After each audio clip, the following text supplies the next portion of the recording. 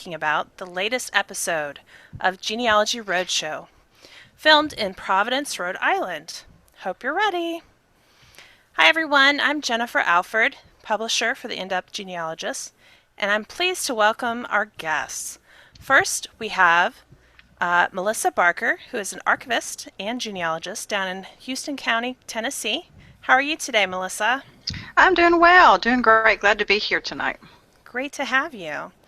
Then we have Terry O'Connell, who is our executive director here at the In-Depth Genealogist. Hi, Terry. Hey, Jen, how are you? I'm good. And last but not least, we have Valerie Eichler-Lair of Val's Roots, based in Albert Lea, Minnesota. Welcome, Val. Hi, good to be here. Nice to have you. All right, ladies. So let's talk a few minutes about some things going on in the genealogy community. This week, there was a press release that came out that Drew Smith of the Genealogy Guys podcast will be starting a new podcast. And it's going to be called Genealogy Connection, and he'll be interviewing other genealogists. Personally, I can hardly wait. I eat up genealogy podcasts. Do any of you listen to any podcasts? There's an Irish one I listen to, and it's not very often. I'll just kind of go on to the next one. Mm-hmm. I'm like years behind. Oh, that's the nice thing about podcasts is you don't necessarily have to listen to them, the week it comes out or whatever. Mm-hmm. A lot of the information is still very relevant. Right. It's like when I first started in genealogy, I started listening to Genealogy Gems, and I just started at the beginning and worked my way forward, and I still don't think I'm completely caught up, but I kind of jump around now. I listened here and there to Lisa when I started really getting into genealogy, like full-fledged into it. Yeah. Unfortunately, time's not something we all have a ton of. Right. Well, a lot of the time when I listen to podcasts, I'm multitasking, so I'll be, doing dishes Mm-hmm. or doing engineering work, listening to genealogy, tackling both sides of the brain, Right. so to speak. But there's a number of podcasts I subscribe to. I don't always listen to them right away, but every once in a while I need a little fix, and I think podcasts are a fun way to do that. Good way to learn. Yeah. I think they're good because that's when I can do my filing or organizing. I mean, I don't have to sit and watch the screen, Right. for something to be shown, and listening to it, and that also, keeps my attention. So, Yeah. but it's good that, and hey, there's a great way to clear off your desk and clean up the piles and files. Yeah, I need to do that too. Well, one of the ways that I like to listen is I actually have an app on my phone, so I'll actually Mm-hmm. use one called Podcast Addict, and I just search for genealogy and can subscribe to a bunch of different podcasts. So if any of you are looking for some new personal entertainment that's educational, be sure and check out Genealogy Guys, Genealogy Gems. There's also Extreme Genes, which is somewhat new, and the Genealogy Professional is another good one. Marion. And she interviews other genealogy professionals, and you kind of get to learn how they got to be where they are in their business. And for me, that's really inspirational because I'm doing the part-time genealogy, full-time engineering. And so it's kind of neat to see like other people who kind of went through that transition. Mm-hmm. And gives me hope that someday I can do genealogy full-time. Maybe when I retire. Yep. So some other news that came out. Terry, I hear there's a new Facebook group that we should all join. There is. If you are into heritage tourism, there is now a group. It is called Heritage. I think it's Heritage Travel for Genealogists. Yeah, I looked it up. So it's been up maybe 2 or 3 days. It's already well over 300 people have joined. great discussions going on about packing lists, about cellular data. Oh, yeah, that's a good one. Tons of great information is being shared within that by people who have already done some of this traveling and how to prepare for it. So if you have one of those once-in-a-lifetime trips that you're plotting out, eons before, it's a good time to join these types of groups so that you can really start that planning stages now, because you don't have to have money to go today, but you can always start your planning of what you want to see, what you want to do, what you're going to look for while you're there now. So, Cool. yeah. And I would say too that if you're one of those that have traveled, I would be part of that Facebook group so you can help people that Absolutely. are fixing to travel, because that's a scary concept for people like me who don't travel. When like Jen was talking about, I work full-time as a full-time county archivist, but I work part-time as a genealogist, speaker, teacher, but I don't get to do the traveling yet for conferences. I do webinars and things like that. But, people who don't travel, it can be a pretty scary thing. Well, even for people who do travel, like, that first time crossing the ocean, that's huge. Oh, yeah, that is It huge. can be terrifying if it's not something you're used to. When we started planning our Ireland trip, I did a lot of questions on Facebook, just asking the general population of my friends. So, who's been there? Where'd you stay? What did you think was the best thing? What didn't you need to see?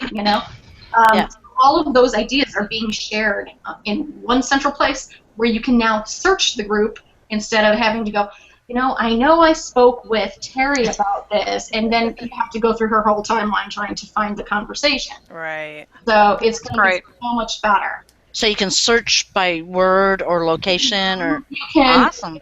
In your groups, there's that little search box little screen on the right-hand side, and you can put in, I was trying to find something today, so I put in, Ireland, because there's been a lot of talk about that. So I could go and find where it was I needed to reply to. So lots of good ideas being shared, like I said. Great. Now, is that just for, I have to admit, I didn't have a chance today to go and look at that. Is it United States, Canada, international, all kind of travel? Or I know it's just developing. Mm-hmm. It's all kinds of travel. We have people there talking about their road trips within the United States. We have people talking about international travel. So it's all about that. That heritage tourism happens in your own hometown. Yeah. Cool. So you have to, how do I prepare for it? Awesome. Well, that sounds like a great resource. Absolutely. I think it's going to be wonderful once it's really, it's moving so quickly now. I can't imagine a month from now what it's going to be like. Yeah. Exactly. Exciting. Exactly. Great. Now, Val, I heard that you're planning a summer reunion for your family. Yes. The Lair family reunion is every other year, the even year, on the third Sunday in July. So I'm getting ready for my part of it, which is, the genealogy family histories things. There's a reunion committee, which I recommend doing that, but don't be a part of it if you've got some other aspect. But this year is really, really important to me because, as some of you know, Mom-in-law passed away in March. And so she's always been known as Mom Lair, as long as all the other ones. And so it's just Dad now. And this is his family. And so there's only Dad, his brother, and one sister. Oh, wow. And one sister can barely remember her name. Oh. And of course, the last segment of this week's roadshow really hit home because of the Alzheimer's. He can't remember what he did this morning when you talk to him, but I get so much out of him if I say, well, I'm reading this, Uncle Francis said this and this, what was your part? This was his chores, what were your chores? And he can rattle it off like there's no tomorrow. He remembers, 10, 20, 50 years ago, great. But there's going to come a time when he won't remember like his sister, because it's a progressive disease, as we know. And so, in addition to my big, huge chart that goes around, let me back up. The reunion started being on the Lair family farm in my brother-in-law's shed. This shed, tool shed, is a size of a small Motel 6. Whoa. Yeah, no kidding. The front part of it is air conditioned. Uh, I won't say what's in there because I don't want anybody to break into it, but it's nice. And it can be, when we had the reunion 2 years ago there, being that it's air conditioned, people don't leave early because, like in the past, and there's enough room for tables and chairs and tons of food and a genealogy table for 150, 200 people. That's awesome. Wow. And so it's, starting with the garage door opening, because he, all the way around these huge long, the length of it is like Motel 6. And that's where I put the big family chart and highlighted for this particular family line. Then in the back of it, of course, is the semi-trucks and the combine and the planter and all that kind of stuff. And so this year, and he's got a separate area that I want to set up a video camera. Oh, good. And have Dad and his brother and the sister, so the three only oldest ones left. And I probably will do it if someone else can do the camera, but the questions, and I'm only going to limit it to about 6 questions. And I already got an idea of how I worked with Dad a little while ago. Well, this is what your brother said, what did you do? And have them instigate a conversation. What did they do? What was their mom and dad like? What was their grandparents like? And, because unlike 2 years ago, what's going to happen in 2 years? Because, between 2 years ago and now, we don't have Mom. So anyway, but Right. Family reunions are awesome. Don't try to go overboard in, like me having everything there. But I have my laptop with the genealogy on it. The book is there. This time I'm going to have all the sheets of those who haven't given me their updates yet to hand out. That's awesome. I'm doing my first reunion this year for a family on my mom's dad's family. So I'm really excited. And our branch of the line, I guess, doesn't really go into this reunion, but I did get an invite, and I'm hoping beyond all else that I'm going to get there. Right now, it is in the plans. So Cool. Well, I need ideas. So either you ladies or drop us a note, put it on Facebook, right down below, what I can do to capture the young ones. I'm thinking of blowing up the ancestors, just one page of a Civil War pension file, and then another one, the tax list, because they don't know this yet, but because I just recently, in the last year or two, found it, the plantation, and so the tax list that shows the a plantation. Oh my gosh, things that would excite me, but so I need ideas of what can I blow up, say a half a dozen documents or what kind of things. I know for me, like when I start sharing my genealogy, it seems like photos are like the thing. So any old photos that you might have that you could blow up with who they are or whatever, that's going to be a big thing with kids. connecting them to a big historical event as well, like, John Smith here was alive when the Titanic sank. Can you imagine what the news was going around? Mm-hmm. Things like that. When was the Titanic? No, but something that they can relate to. Yeah, Right. and the photographs, that's not a problem. In fact, I have these 6 that I just got from Mom, from Mom's stuff that I didn't know that was there. Yeah. And I'm going to take my FlipPal mobile scanner. Cool. And stuff, but it's something that I can blow up. What kind of document, And so I'm thinking those 2 in particular, but something that would capture them. Yeah, a couple years ago, my family on my Jewish side, they have a family reunion every year, and it alternates between being in Pennsylvania and being in South Bend. And it just so happened that I was able to go to the one in South Bend, and they have it over Thanksgiving. and it was the first one I'd been to since I'd gotten interested in genealogy. And so I had created like a moderately small wall chart. It was by no means going to wrap around a barn. But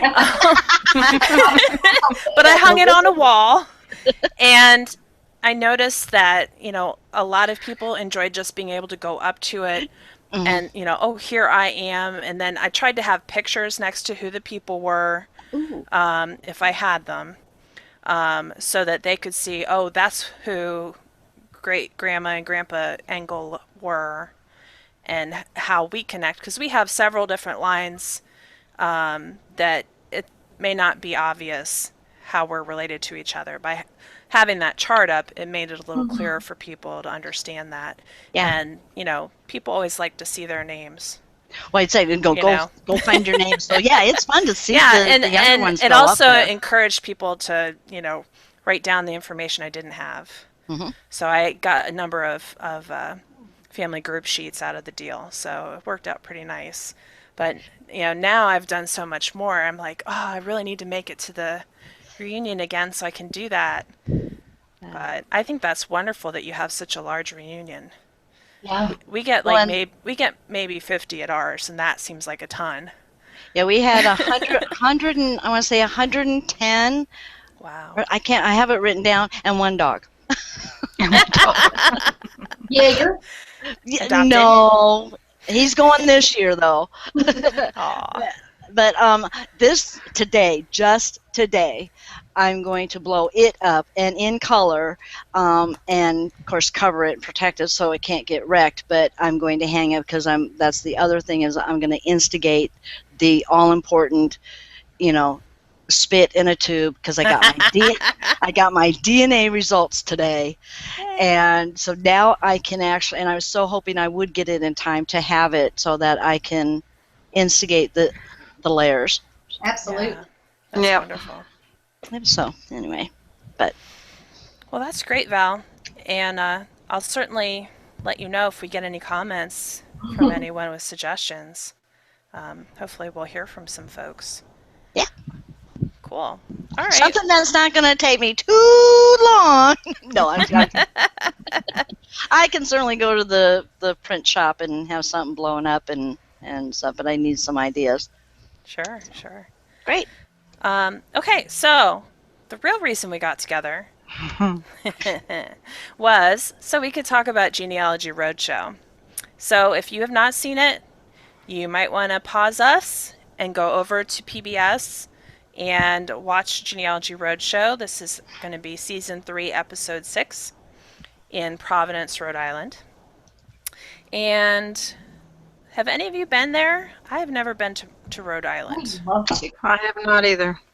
My grandfather was born in Rhode Island, Oh, really? which is funny because his family was like all New York, and then my mom was they were from Quebec, but I believe she was born in Maine, and I don't know how Rhode Island got into the mix. I believe his parents were married there, and he was born there, and then they were back to New York. Huh, I wonder if it was a job or something. Yeah, I got nothing. Interesting. Well, it certainly looked beautiful. Mm-hmm. One of these days I'll get over that way. Yeah, me too. And that library looked awesome. Oh, It was so beautiful. So our first story, which we pretty much unanimously agreed is our favorite story of the episode, was a rather long segment. And it was this woman, Deborah Rosenbaum, was talking with Josh Taylor about her father's family who lived in Shanghai after they had fled from Germany. And immediately, my radar's going off. I'm like, okay, they're Jewish. Right. And then when they showed that passport from her grandmother, Edith, Terry, what were your first thoughts when you saw that? It's just astounding that we. I mean, even today, there's the talk of the Black Lives Matter, that we're still categorizing by ethnicity, by color. It just, to the core of me, It makes me go, ew, you know? Why? So that large red J, it's like, you know, can she wear the scarlet letter too? I mean, what the heck? Yeah, She's a human. Mm-hmm. It's frustrating. It's very, very frustrating. definitely. Yeah, I saw the swastika on there and the big red J, and I went, "Oh my God." Mm-hmm. You know, I think what ties me into these German stories is that my my dad's mom's side was all German. And I've not done any research because I can't find specifically where one side of the family comes from. I do have her dad's side, but I've not gone any further into German records. And, you know, Germany, they had the laws, like 18, you had to give, I don't know if it was a year or two of service. Well, he came here young, so I'm assuming he probably came here to get away from that. He came here probably right before World War I. Mm-hmm. So, you know, was he coming here to get away so he didn't have to give his service? But he kept going back, you know, until World War II. He wouldn't naturalize. He refused. From what I'm told, he had family land there, so he didn't want to naturalize because I guess maybe he had to give it up. I don't really know the full story. So it ties me to these German stories because I do want to know more about my family in that area. Mm-hmm. And it scares you too, like what happened to the people that left, Right. or what happened to the people that stayed. I mean, Yeah, and that's always been something I've kind of wondered. You know, Ursula Krause had written for us for the in-depth genealogist, and when I first spoke with her, I was asking her a lot about, well, you know, do you find that, you know, the people that you're working with there in Germany, you know, is there a lot of, you know, nervousness or reticence to study their history because, you know, their genealogy because of World War II and their, you know, fear of finding out what their grandparents might have done, you know, what role they might have played in the war. And she said, you know, you know, the way she approaches it and some of the people that she's worked with, you know, a lot of them have kind of come to peace with it a little bit, and they no longer feel the guilt that their grandparents, you know, whatever role they might have played, they can kind of distance themselves and understand that that was the times, and you know that, you know, they've dealt with it. And so she teaches a number of classes where they talk about those things, and well, she does great research. She goes into the SS records, and I'm like, oh, I just The want to church see archives. I would be so nervous doing that kind of stuff, but you know, she's a pro. She knows what she's doing, and she's very good at handling those difficult situations. Really. And I don't know that I could do that. I think I would want to know, and I would want to look. Yeah. But beyond that, I don't know if it would be, you know, like we all share our stories. I don't know if that would be one I would share, no matter what you found. I think it might be more of, I just want to know for personal satisfaction. It's not something I have to share. Sure. So. Well, you know, my dad was born in Germany, so I had to get into immigration, passenger list, naturalization records really fast. And then when I saw, I was really taken aback the first time I saw the first picture of him. And I'm sorry to say, you know, now it's like I've dealt with it. It is what it is. It is my history. It was my father. But he looked just like Hitler. Oh, goodness. How awful. So when I met him for the first time when I was a senior in high school, because he left when I was a baby, he thought, of course, I was my niece, his granddaughter. And, of course, with MS and everything, and he was, you know, his mind wasn't there. It would have been worthless to say, well, no, I'm your baby daughter. But I pretty much, with the research I've done, have come to see that he left to get out of being in the military. And then, of course, my grandparents, and on both sides, I've got Germans going, right and left, everywhere, back to 17, early 1700s. It's like, oh my gosh. And it's just something like when you see this, though, and I see the German word, and I see I look at it as, oh my gosh, look at that record, and the genealogy nerd takes over. Right. Yeah, just like walking into the computer tech store, kind of thing. But I especially took notes because on a project that I'm working on, it has to do with Jewish, and so I want to learn everything I can, but as long as with that, and I only have a small part of, the German side of it and stuff, but not to work with a Jewish family. So I'm just like a pig in. Okay. Yeah, okay, there. We won't go to that farm. Not to take away from Debbie's story on Genealogy Roadshow, but when people talk about the German records or German research or just German, family members in general, I always tell them to go out and don't laugh, but go out and on the internet and look for Gene Simmons' Family Jewels. Let me tell you, as a kid, the whole group of kids scared the bejesus out of me. Okay? All my makeup, it was way too much for my little girl. It was too much. But I did watch that with a good hearty laugh every episode. Oh, I loved that show. Yeah. I watched it too. Went to Germany. Yes. And visited Anne Frank's house, and he told their immigration story, him and his mother, and it was heart-wrenching.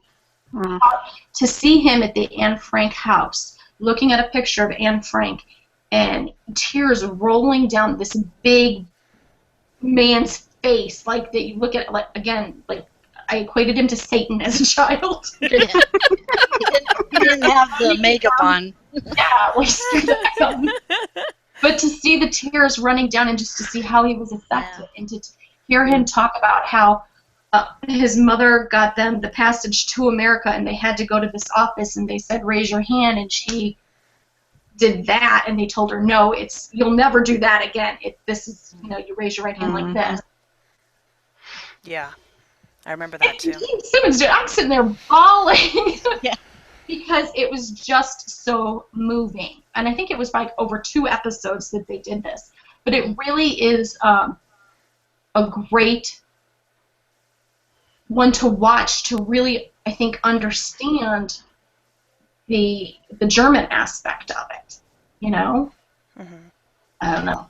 Well, what helped me is family members planned a tour to Germany. So I read the blog every day. They put it together into one publication, but to see the pictures and so forth, and then also having to done the research myself, I'm no longer scared to go over there. I'm no longer scared to talk about it. Mm-hmm. But to see a different angle of it from this is important. I thought this story was really interesting because, as much as I've read and learned about, the Jewish experience and trying to get out of Germany, I had never heard of people going to China as a way to get away from Germany.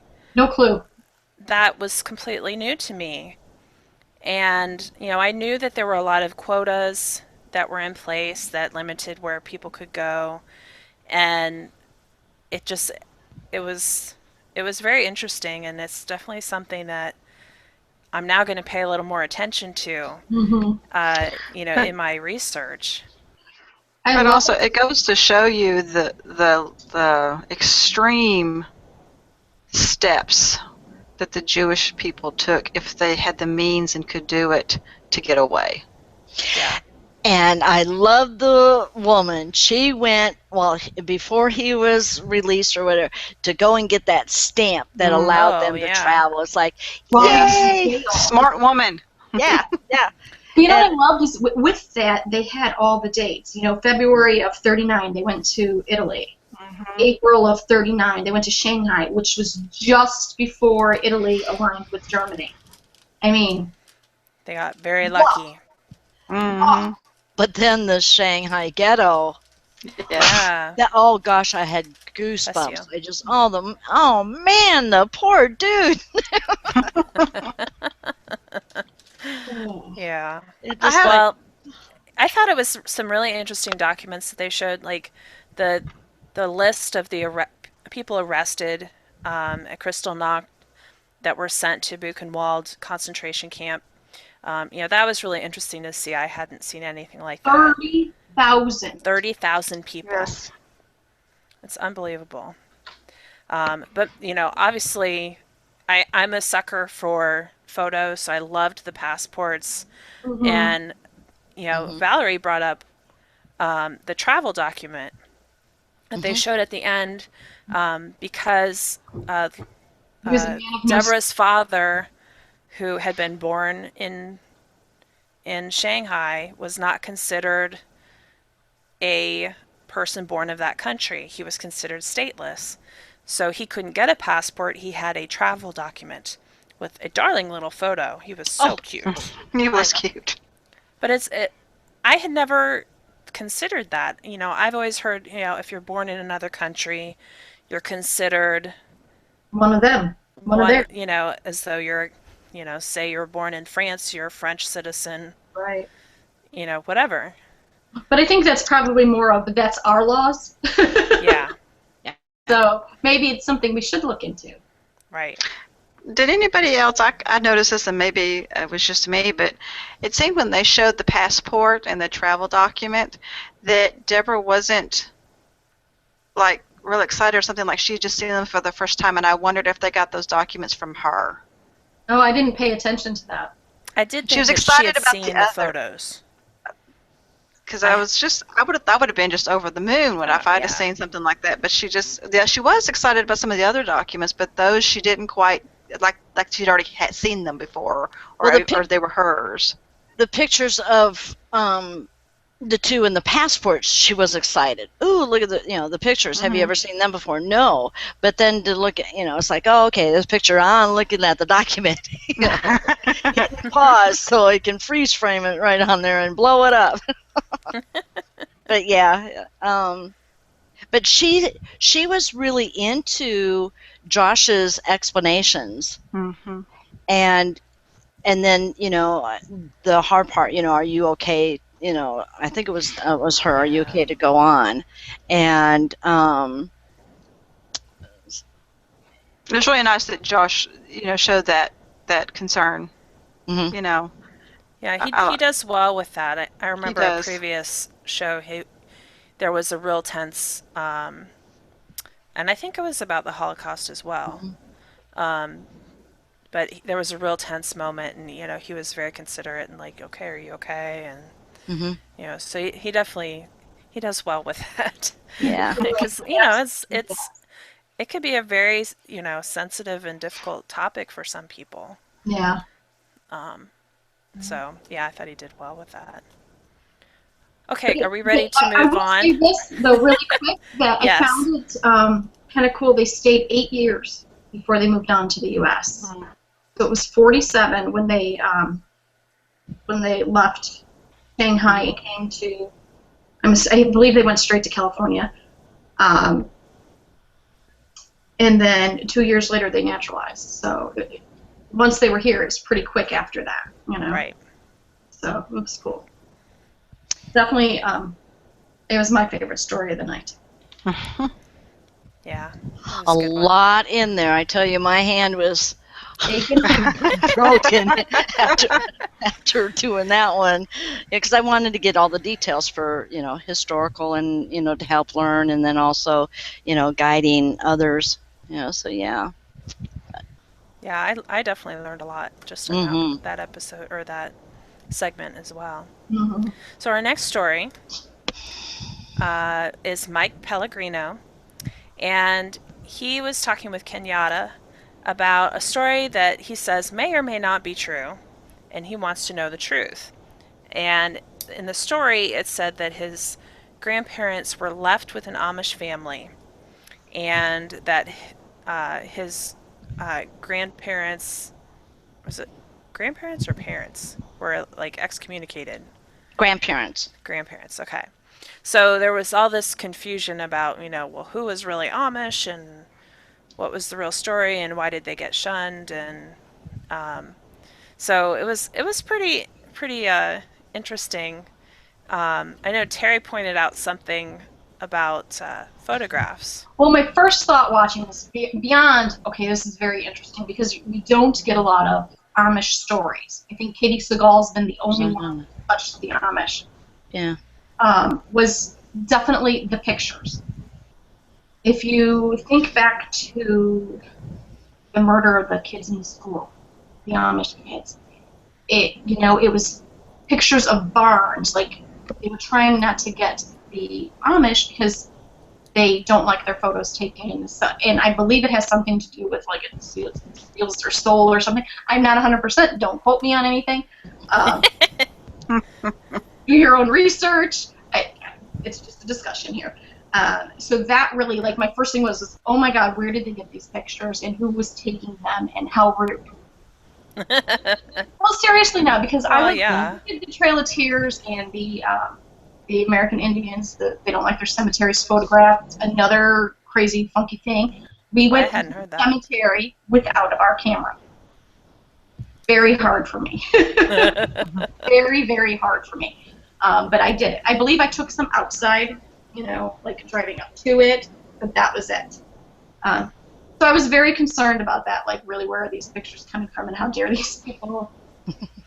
It's like saying, no, don't take my picture, and be like, click, click. Yeah. So. Well, we have a lot of Amish out where I live, and I didn't know that, they don't like their photo taken, and at some point I had mentioned something about, oh yeah, there's a buggy that rides up our street, I should take a picture, and somebody was like, oh, don't do that. Yeah. And I was like, what? Well, if you notice, I had no idea. If you notice the black and white photo of the horse and buggy, didn't show anybody in it, and even the colored photo of them coming up the hill, you saw the horse in the front of the buggy, but you can't really see the people in it. I noted that, and then the one of just the horses, the men are cut off. You don't see them. There were. But there was one. But the black and whites from the old times where you saw those. Yeah, it's like, how did they get those? Yeah, that's interesting. We have Amish here in Tennessee, and I know that they explained how the Amish became Amish in the segment, but I wonder if there's even like different sects of Amish within the Amish. Because I know they talked about how they shun, what did they say? Like, cars and cell phones and things like that. But it's interesting around here because a lot of the Amish, they have their buggies, but a lot of the Amish around here drive very expensive, large John Deeres tractors. And that cracks me up because they don't like the modern technology. Right. And so one day I was taking my daughter to get her braces aligned. This was several years ago. And I'm sitting there in the waiting room and I see this huge John Deere tractor, very expensive, looked like it just came off the showroom floor, pull up, and there was two young Amish boys in there coming to get their braces adjusted. And I thought, okay. Keyword is young. Keyword is young. They look to be really young, like 16, 17 years old. Yeah. They can't own, but I believe they can use. Okay. No, seriously, and I don't remember. I think it was like Out of Amish or something. that TV show, the reality one, I couldn't watch it anymore because it's like, oh, that just went against my grain from when I was little, well, and being around them. The one guy trying to help the kids that are leaving the Amish to help, hooking up with jobs and whatnot, and there was something where they needed something built, so they went to people that were still Amish to get some help, and they could use the tools as long as they weren't their own. Mm-hmm. So I'm not 100%, but Valerie, correct me if I'm wrong, but I don't remember in this segment them presenting any what I would call Amish records. Are there archives, record repositories, or something that just the Amish hold their records in? Because I've never done Amish research. What they did show was from 1852 in Adams County, Indiana. The Amish, where the grandfather was in there, the Descendants book, and that gentleman was Amish, and it was in a published book. Right. Okay. Now I do remember that. The community. Yeah. Okay. Right. Mm-hmm. But as far as I grew up with it, but at that point in time, I wasn't doing genealogy research, so I couldn't tell you what kind of records. I would assume they would, because they're so strict, and because of their beliefs, they want to be lawful citizens. They are, and so my first thing would be go to the county records. The marriage license was from Adams County, Indiana. That's a county record. They showed obituaries, so they only showed the one marriage license, and I'll get into that little tidbit. But but as far as within the community, like you have the Quakers and so forth that do. But in the historical piece, they were mainly getting after the generalities and where shunning came from. So yeah. Which I practically wrote every single phrase from that historical piece because I have always been fascinated with the Amish because of when I was little. And those photos, the black and white, I love the one of the horse and buggy, is exact, to tell Terry exactly what it looked like. I seen them up close and personal. When I grew up in Waverly, Iowa, we went to an Amish community to get.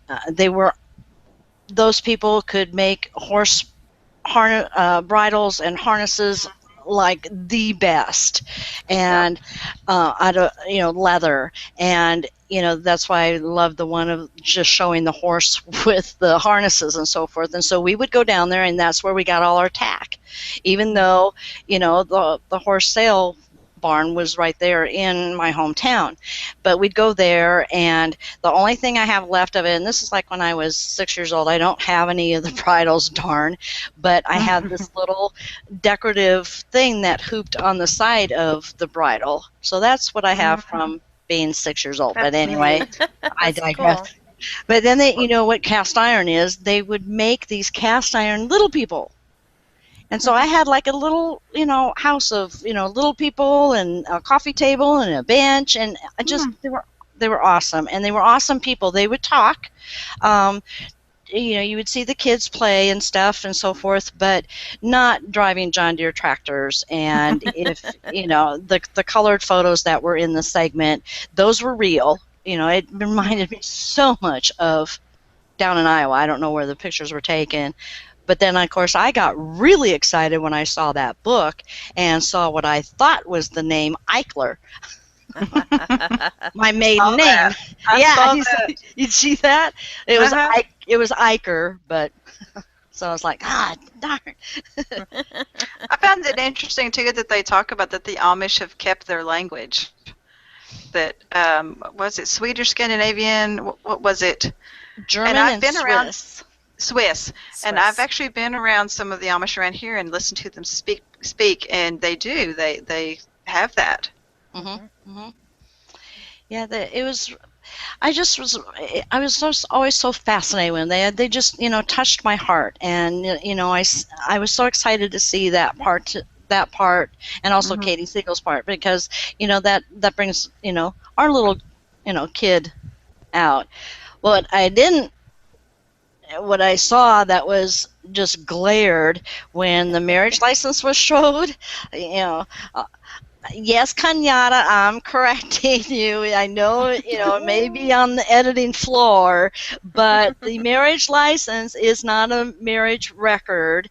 The date that was on the marriage license isn't the marriage date. It was the date of the license, and the license is that they're licensing, anyone who can perform the marriage, they've filled out their license, they can go ahead and be married. So that was a marriage license, not a marriage record. I love you, Kenyatta.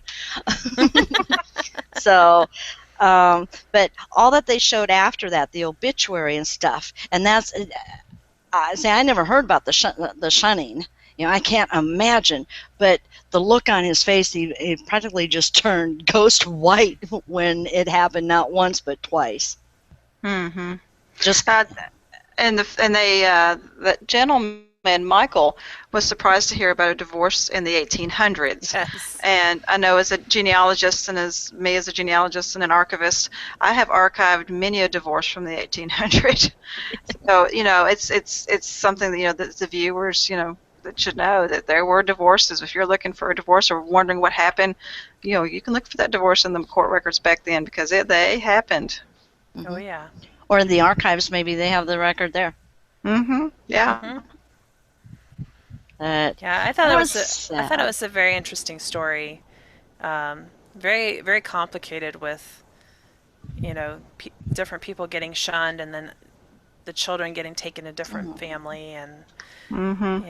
Oh, that photo. I could see how that story. I could see how that story could get a little blurred, and you kind of wonder what's true and what isn't. Yeah. But now he has the answers. That's right. So. But to see that photograph, and that was wasn't that his grandmother and the youngest, and it's like, oh, yeah. So, but it just, the Amish part of it, the photos and what they talked about, what you showed is what I actually see. I've seen, and I'm sure, because Jen, you mentioned that there's a community near where you live, and then I'm sure in Pennsylvania. I was mad that they didn't say Iowa, but they did say all states has them. Well, and I didn't realize that even down in Tennessee, that you guys had Amish down there. I tend to think of Amish as being, kind of the Pennsylvania, Ohio, Indiana area. That's just from my own experience. But obviously they spread. But yeah, throughout the they're country. They're pretty common here in Tennessee. They have their own little communities. They have stores where a lot of anybody can go to. They have there's one up just over the border, 'cause I live just about an hour and a half from the Kentucky border, and there is a place just over the Kentucky border where they sell tack, like you were talking about, Valerie. A lot of horse tack and leather goods. Nice. Well, the next time we drive down to Kansas, and you go through Iowa, and just before you cross from Iowa into Missouri, and at exit 4, there's Lamoni, and there's an Amish store. My husband will not get away with just passing by the next time we drive down there, like this last trip. That's right. You have been told. Anyway, yeah. That's cool. Okay, next story. Was Kathleen Brunel with Mary Tedesco, and she was asking about, I forget if it was her grandfather or great. Her grandmother's family. Okay. This gentleman, Manuel, had been on a Portuguese whaling ship, according to the story, and she wanted to know if it was true that he was a whaler. And luckily, there's a whaling museum that had a tremendous find there that helped with the story. And I know Melissa was going, ooh, ooh, ooh. Yes, it was I love that kind of stuff. Oh, yeah. It was the New Bedford Whaling Museum, and Mary Tedesco actually went there and went into the museum. And, of course, they showed you the museum with the big full-size ships in there, which I thought was wonderful. And, and when we all think about going to museums, we go to see the artifacts, the tangible, three-dimensional objects that are on display. But in this particular episode, this particular segment, they mentioned that they had an attached archives to the museum, and that says there are records.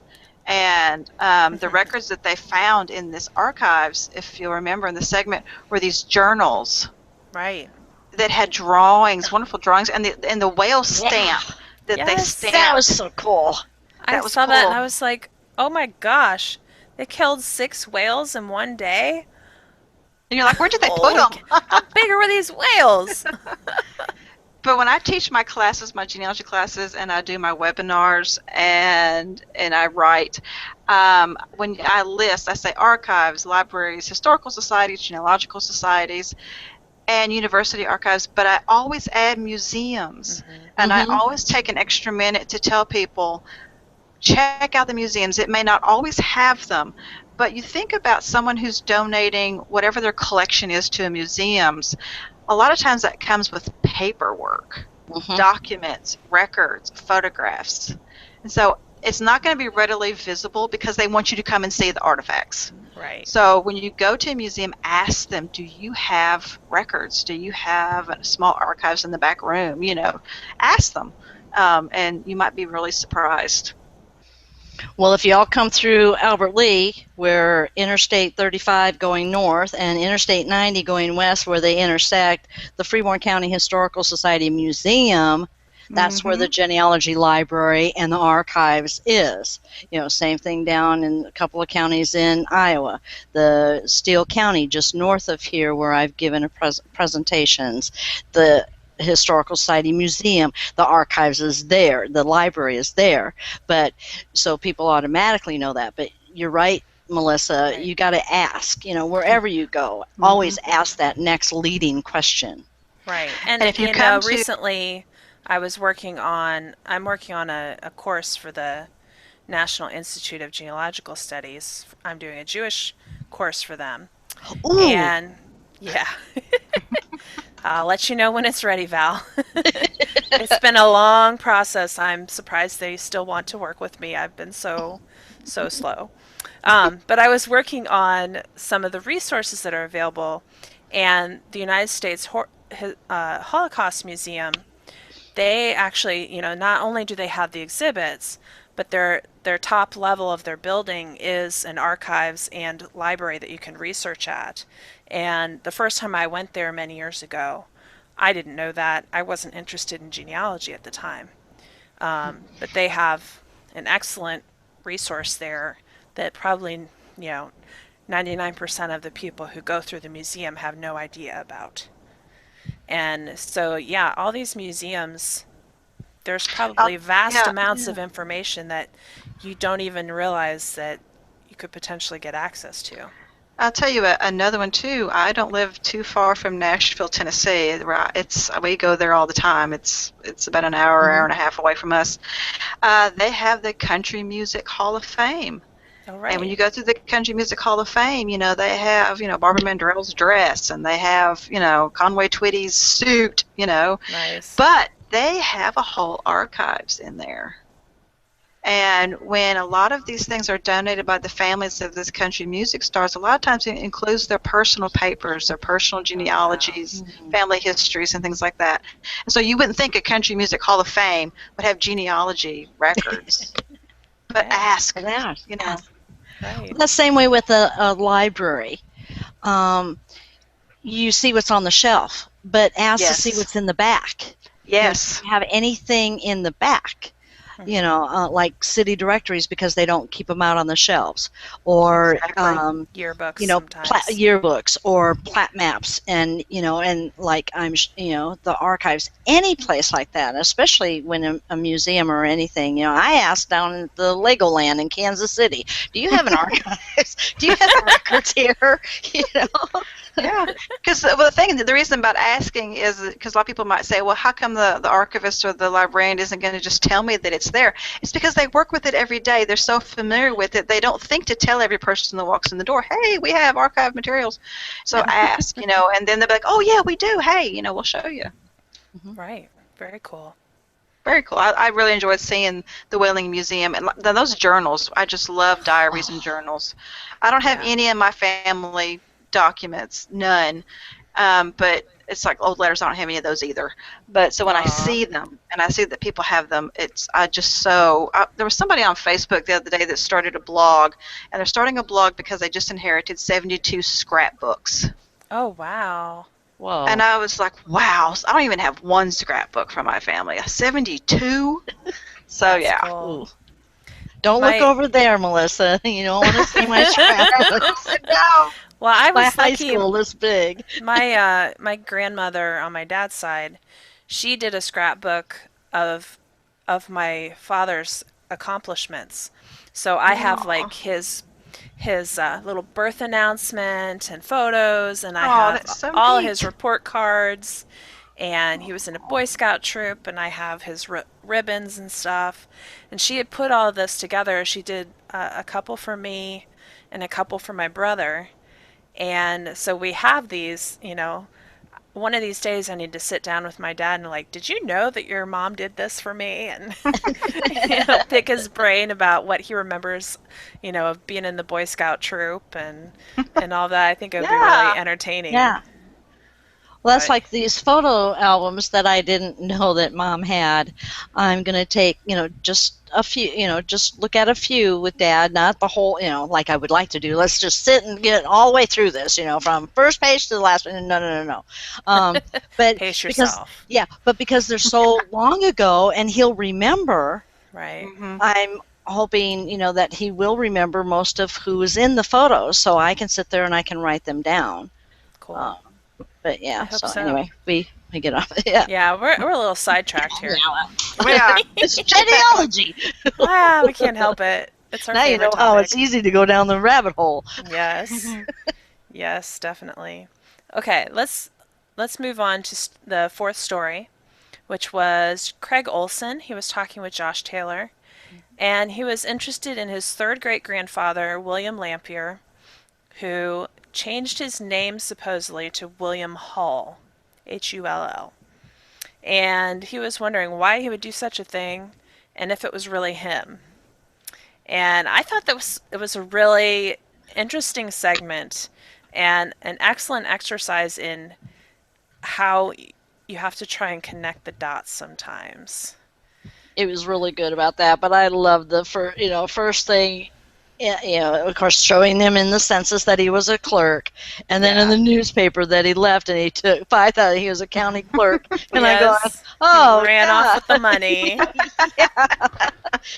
And then did you catch that where Josh had said, 5,000 today would be equal to 90,000? I'm going, oh Yes. yeah, Yes. but yeah, and they couldn't find him. Back then, it was so much easier to change your name and hide because Yeah. we didn't have the record trails like we have today. And so I just thought that this particular segment, I could just see and I can feel the amount of research that went into this particular segment. Because as Josh was explaining all of this, I'm just thinking, wow, that's a lot of research. Okay, they connected that dot. Oh, you just know that took a lot of research. Yeah. And it was just great. Yeah, definitely. And I loved it that, they, when they found William Hull in Colorado, that he had continued to work as a clerk. Well, that's what he knew how to do. Yeah, and I'm like, I don't know about that. Like Josh said, well, he had he had the experience and he had the money. He had the money. And Josh giggles like, wow. Yeah. Yep.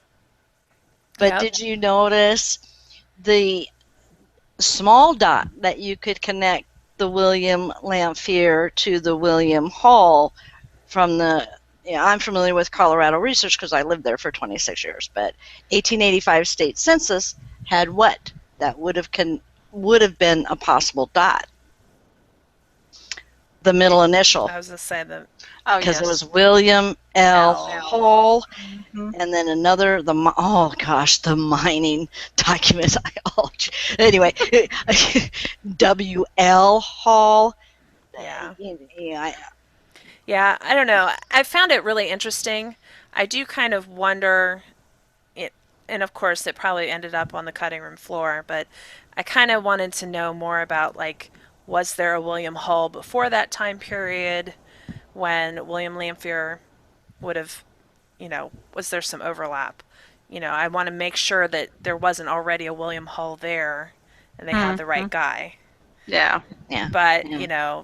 I'm sure they did. Sure they did. But I just thought it was really interesting because so many of us, faced challenges of trying to identify if this is really our ancestor or not. And when they change their name, darn it, why do they have to do that? Well, You know? Josh brought up a really good educating point.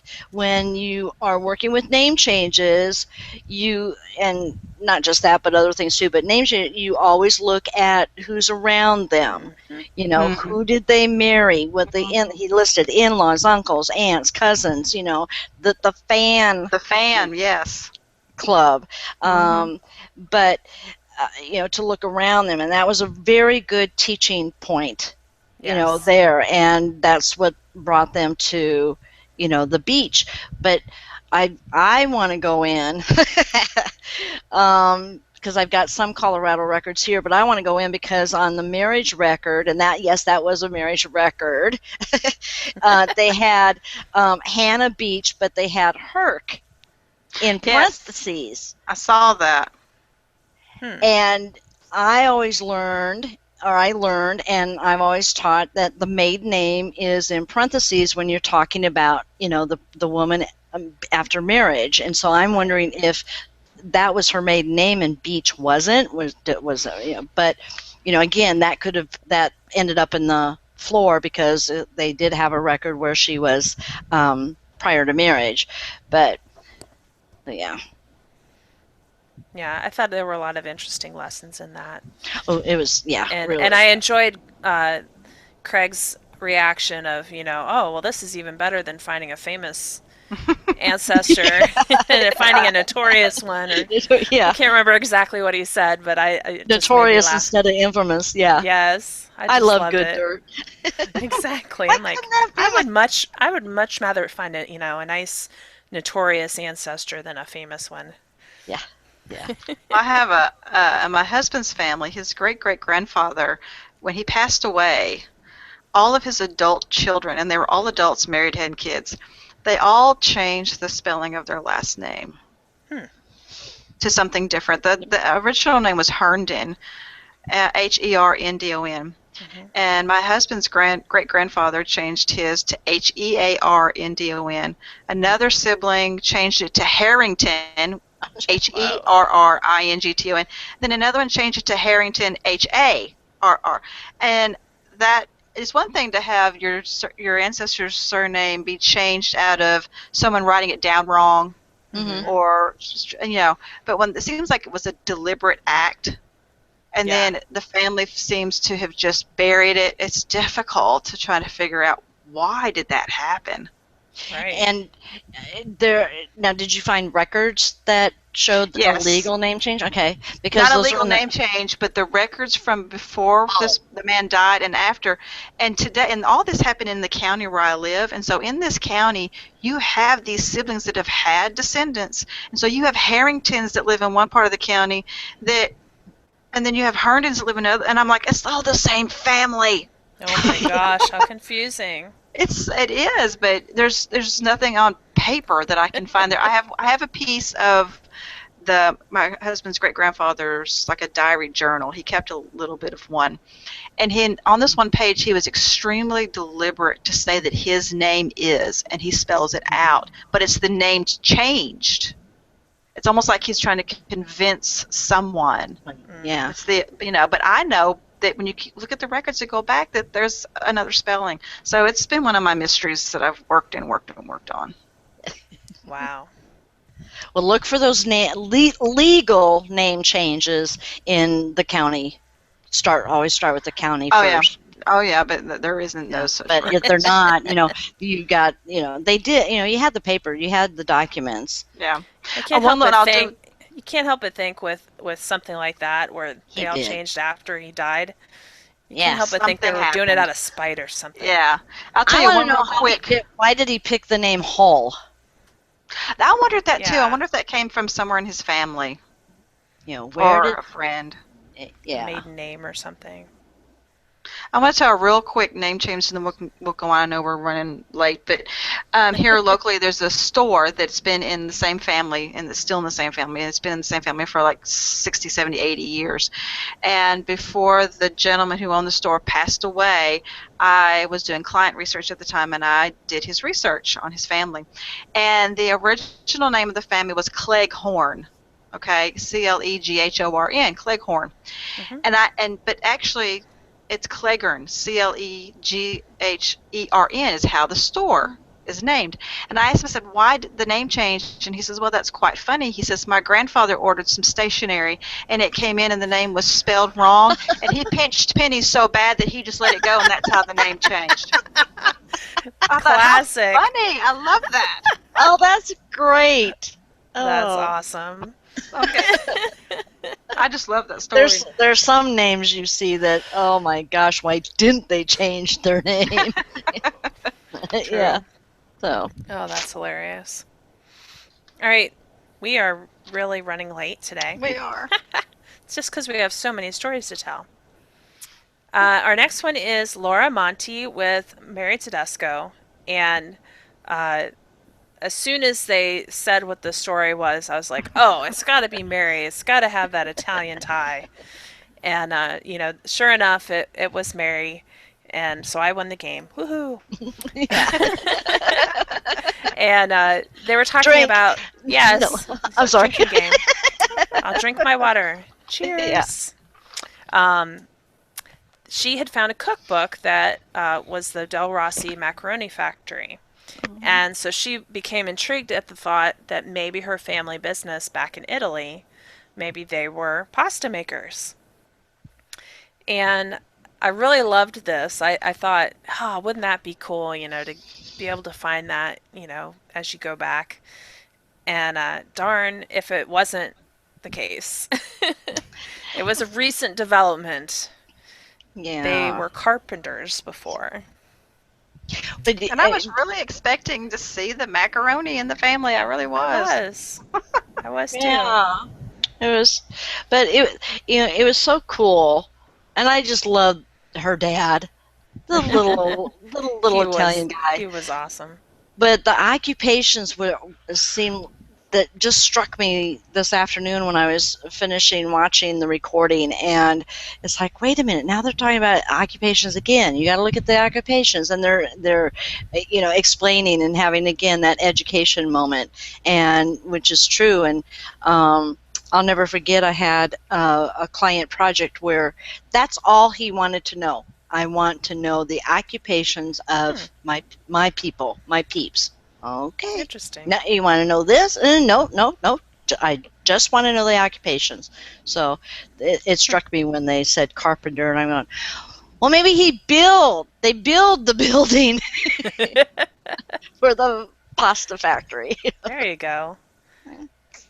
You never know. No. You never Yeah. know. That was a fun segment. It was. Mm-hmm. And Mary's accent, when I know, she she's says so, the names. So beautiful. Oh, yeah. Oh. So the next story, I'm moving along quickly because Yeah. we're running late. Was Carolyn Puri, and she was speaking with Kenyatta. And her story was really touching because she had lost her parents, and her sister was dealing with Alzheimer's. And so she's, she hadn't had children of her own. She was going with this thought that, she was the last of her line and all this kind of stuff. And then some family got in touch. Suddenly she discovered that her sister had had a son that she had given up for adoption.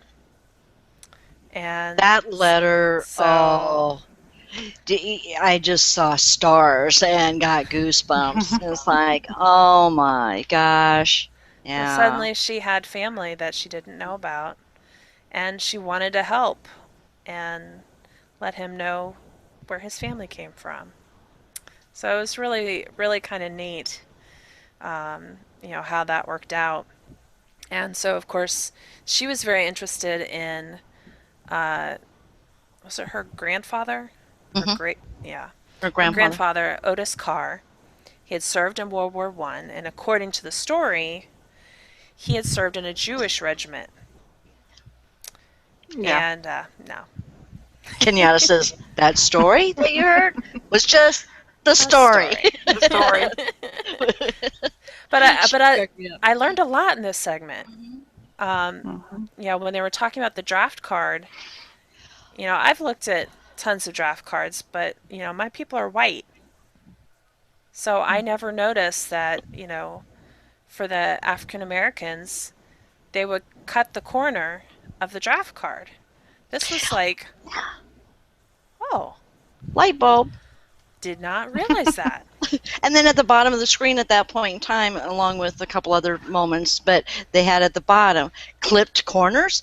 Go to pbs.org/genealogy-roadshow. Yeah.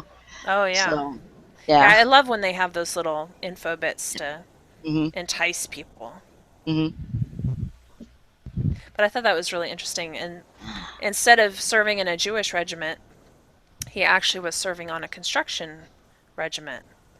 So they were helping get, things set up, for the other regiments to proceed.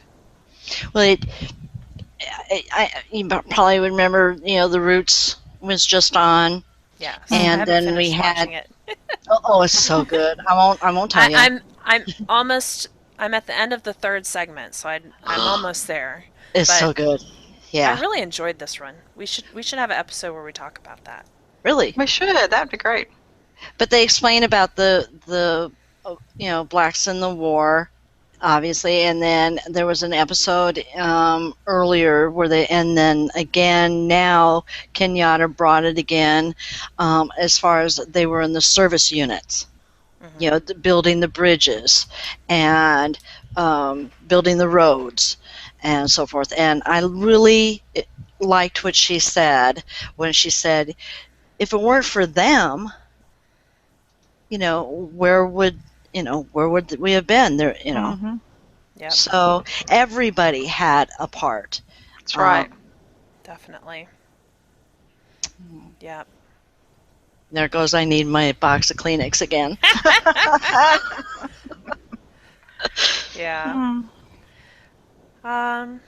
So what else was interesting about this segment? I know that there was a lot of after the war discussion. I'm getting tired. I can't remember it all. Red Summer. I had no idea what that was. The riots. Right. Yeah.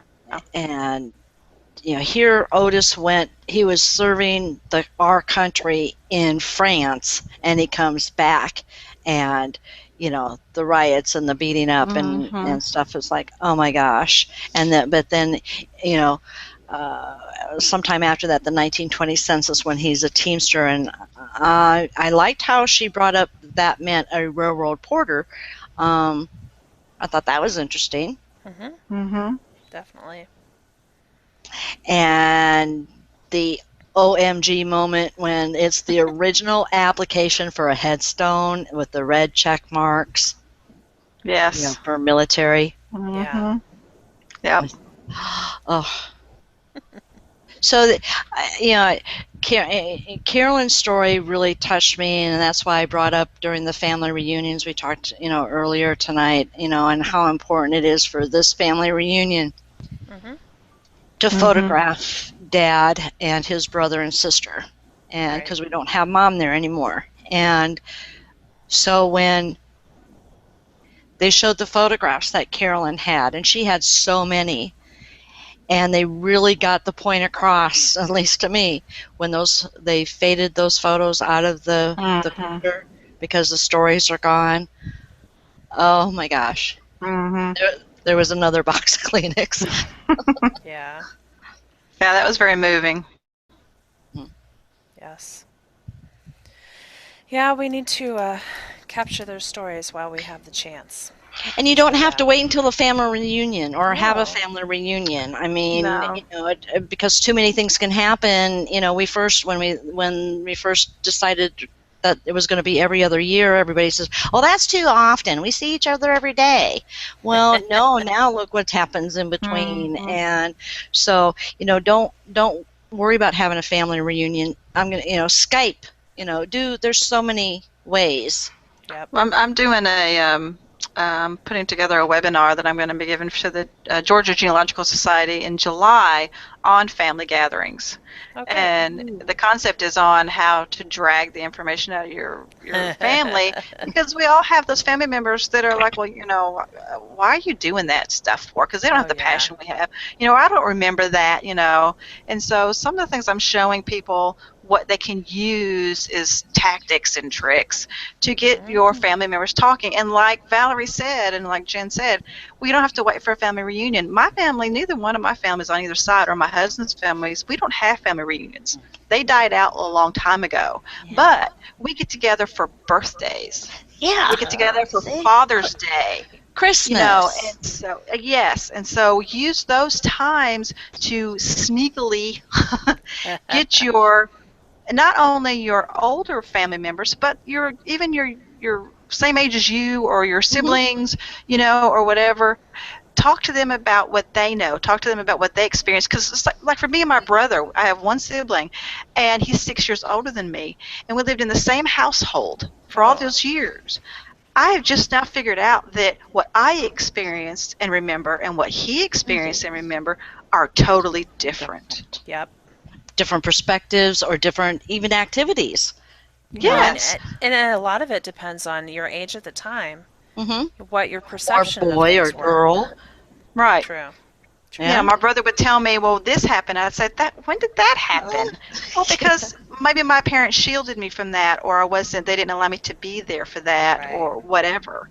But, and my main thing is that our family members may not have the passion we have for genealogy research or family history research, but they have information, and we have to figure out a way, whatever that way is, to get them to tell us about it. When's your webinar? It's July the 20th. It's the Georgia Genealogical Society. July the 20th. 3 days after I get the No, that's fine. But what helped me is I had caught up some work on personal research on the layers, and so Dad's brother had a long time ago, his daughter interviewed him, and so I'm typing up these stories, and knowing that the reunion was coming up, I did this last Christmas and did it at Christmas, and that's what I carry. I take a copy of it, and that's what I carry with me when we take Dad out for rides. He loves to go out for, and I got a captive audience. You can't get out this car because it's moving. Oh, geez, so and so had a car, and what was the name? And he'll just rattle it off. Yes. Yeah. And once you get them started talking, a lot of times they'll tell you more than what you wanted to even know. Or that you can remember to write down. To know, yeah. Right. Yeah. Good point. That's why I thought of video camera, because I don't want to sit there and have to say, oh, can you stop so I can write that down in nice, neat handwriting? Well, yeah, exactly. That's one thing I always tell people when they start interviewing family. Audio record it or video record it, because you don't want to be sitting there writing down notes. You want to interact and get, because questions will come to your mind, as you're actually engaging with the person, that you might not think of as you're trying to jot down everything. Right. Or they may say something, you don't hear it because you're jotting it down, and that what you don't hear was a really important point. Exactly. Yeah. So, but you gotta have fun with it too. I have fun with them. Well, well, what was your chore? I know you didn't like the chickens. That kind of thing. Chickens. Yeah. So he I'm shares a city that. girl. No chickens here. Well, I didn't have any of that. I was a city girl too. The only farm I saw was down in the Amish community. Or going out to where the horses were, but that wasn't really farm, That'd be cool though. Yeah. I always wanted a horse. And I love I wish I had them now, but and they're like, Dad's like, what got you into with the hogs? I know that Grandpa, great grandpa, because I have the 1880 agricultural census. Hmm. And the farm, they started with one hog Oh, and wow. one cow. And Mhm. so I know that, but I want to get, what made you stay with the hogs? Why? And God, they I stink. tell you, yeah. But I that think another tip too that helps with that, and believe it or not, is if you know a piece of the story and if you recount it to that person, but you change it up a little bit to where it's a little bit incorrect, oh, they'll correct you and they'll give Oh, you more. yeah. That's Yep. true. Very true. Well, also too, ladies, I learned this week from y'all that you need to tell, we need to tell, I need to tell my story. Somebody posted something and it jogged a memory, and I'm just going typing, and at the end I go, oh, maybe I need to put that in my notes. And Melissa goes, yes, you do. Definitely. I teach my students, that's one of the things that I'm always harping on my genealogy students, that you need to write your story now, because do you want your children to write your story? And that gets them every time. So, oh, wait a minute, no, I don't want my children to write my story. So write it now, Yeah. because you know it. You're the one who knows it backwards and forwards. Right. Well, I'm thinking of doing a video thing. That's cool. Maybe we can have a chat about that sometime, about how, let me get over the family reunion and all that kind of stuff, because I'm thinking, I don't want to have to, because, too, who wants to sit down and read all that text Yeah. when I can hold up an artifact or a picture or whatever, and, Right. and then, and verbalize the story. So how do we do that? So. Yeah. Yeah. Something to think about. All right, ladies. Well, we've gone way over our time. Oh, yeah. It's just because we love talking to each other so much. We do. We love genealogy and sharing Well, that with thank you both for joining me this evening. We will convene again next week. In the meantime, we hope that all of our viewers will drop us a line, let us know what you think, give Val some suggestions on how to engage those younger children at the family reunion, and like us on Facebook, follow us on Twitter, or send us an email at editor@theinDepthGenealogist.com. On that note, have a great day, and remember to go in depth with all of your ancestors. Goodbye.